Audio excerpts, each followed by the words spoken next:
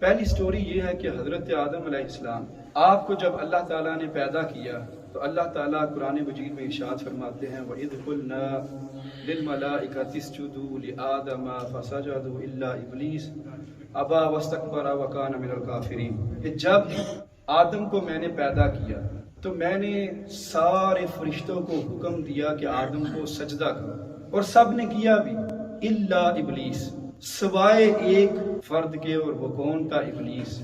اور اللہ سبحانہ و تعالیٰ فرماتے ہیں کہ اس نے اس سے پوچھا گیا کہ تم نے سجدہ کیوں نہیں کیا؟ He was proud, he was arrogant. So اس نے کہا کہ مجھے آگ سے بنایا گیا ہے اور یہ آدم تو مٹی سے بنایا گیا ہے، تو میں اس کو کیوں سجدہ کروں؟ اس سے چاہیے کہ یہ مجھے سجدہ کرے۔ سٹوری میں آگے یہ ہوتا ہے کہ اللہ تعالیٰ نے شیطان کو جنت سے نکال دیا اور حضرت آدم علیہ السلام کو بولا کہ آپ اور آپ کی زوجہ حضرت حوا آپ جنت میں رہیں اور جہاں مرضی ہے جائیں، جو مرضی ہے کھائیں، سوائے اس ایک درخت کے۔ هذه الشجرة فتكونا من الظالمین، یہ قرآن مجید کی آیات ہیں۔ حضرت آدم علیہ السلام کے پاس ایک دن شیطان آیا، شیطان دشمن بن چکا تھا۔ شیطان نے حضرت آدم علیہ السلام کو ورغلانے کی کوشش کی کہ اگر آپ اس درخت سے پھل کھائیں گے جنت میں ہمیشہ ہمیشہ کے لیے رہیں گے۔ جب حضرت آدم علیہ السلام نے اس کی بات کو ٹھکرا دیا تو حضرت حوا نے اصرار کیا۔ انہوں نے حضرت آدم علیہ السلام کو کہا کہ اس سے بہتر اور ہمیں کیا چاہیے کہ ہم ہمیشہ ہمیشہ کے لیے جنت میں رہیں گے، آئیے ہم پھل کھاتے ہیں۔ اور پھر قرآن کہتا ہے کہ جب انہوں نے پھل کھایا اللہ تعالیٰ نے حضرت آدم کو جنت سے نکال دیا۔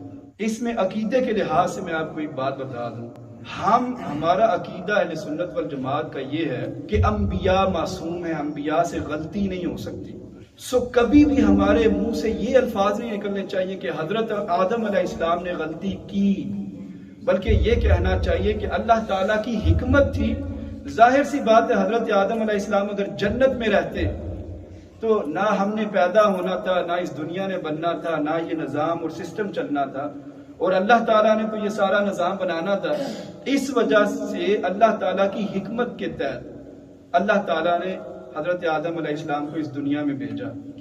جب وہ اس دنیا میں آنے لگے تو حضرت آدم علیہ السلام نے حضرت حوا کا ہاتھ پکڑا ہوا، دونوں ایسے ہاتھ پکڑ کے کھڑے تھے۔ اللہ تعالیٰ نے فرمایا نہیں، میں نے تمہیں ایسے دنیا میں نہیں بھیجنا، دونوں ایک دوسرے کو ہاتھ چھوڑو۔ دونوں سیپریٹ ہو گئے، اللہ سبحانہ و تعالیٰ میڈ دم سیپریٹڈ، وہ سیپریٹ ہو گئے اور پھر علیحدہ علیحدہ اس دنیا میں آئے، اور کافی عرصے کے بعد ان کی ملاقات ہوئی۔ اب مجھے یہ بتائیں کہ جب شیطان خود فرشتوں کا استاد تھا اس ٹائم پہ، تو اس ٹائم پر تو شیطان تھا ہی نہیں، وہ تو خود فرشتوں کا استاد تھا، فرشتوں کو بتاتا تھا کہ رائٹ کیا ہے اور رانگ کیا ہے، اور اللہ تعالیٰ کی حکمت کے بارے میں بتاتا تھا۔ لیکن جب اللہ تعالیٰ نے فرمایا کہ تم سجدہ کرو تو کون سی ایسی شے تھی جس نے آ کر شیطان کو بولا کہ سجدہ نہ کرنا؟